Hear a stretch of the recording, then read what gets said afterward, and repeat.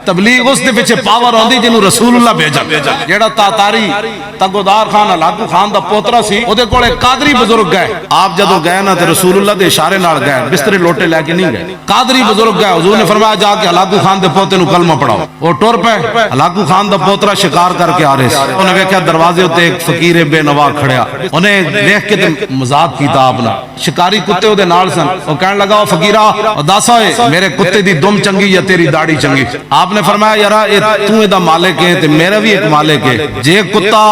خدمت کر کے تینو راضی کر دے وے تے میں اپنے مالک نو راضی نہ کر سکاں تے پھر تے تیرے کتے دی دم چنگی جے میں اپنے مالک نو راضی کر لواں تے پھر میری داڑھی چنگی غیر متوقع جواب سن کے انہیں آپ نے مہمان ٹھہرا لیا آپ نے فرمایا کلمہ پڑھو انسان دے پتر بنو تانا فرمایا اچھا تسی جاؤ واپس تے میں پھر انہاں نو تیار کرنا آپ دا وصال ہو گیا آپ اپنے پتر نو فرمایا تگودار خان کول جانا ہے انہوں میرا وعدہ یاد کرانا ہے آپ دا پتر آ گیا فقیر دا تگودار خان کو جب آیا تو انہیں کہا جناب سارے ہی مسلمان ہو گئے لیکن ایک سپہ سالار مسلمان نہیں ہوتا وہ کہندا میں طاقت ہوتے یقین رکھدا جس فقیر نے تینو برباد کیتا وہ میرے نال کشتی کرے میرے پہلوان نال تاتاری پہلوان نال ہون حضرت کی کریے انہاں کیا کی کرنا ہے انہوں اعلان کر جس دن میں کچھ نہیں کرنا ہو انہیں کہا حضور تسی تاتاری کتھے دے تسی جناب کمزور فقیر آدمی ہو وہ تو ایک چنڈ مار دے گا تو انہیں تسا شہید ہو جانا ہے فرمایا چھڑ پرے قوت سلطان و امیر از لا الہ اور حیبت مرد فقیر از لا الہ فرمایا تو اعلان کر اعلان ہو گیا فلانے دن کشتی ہونی ایک عجیب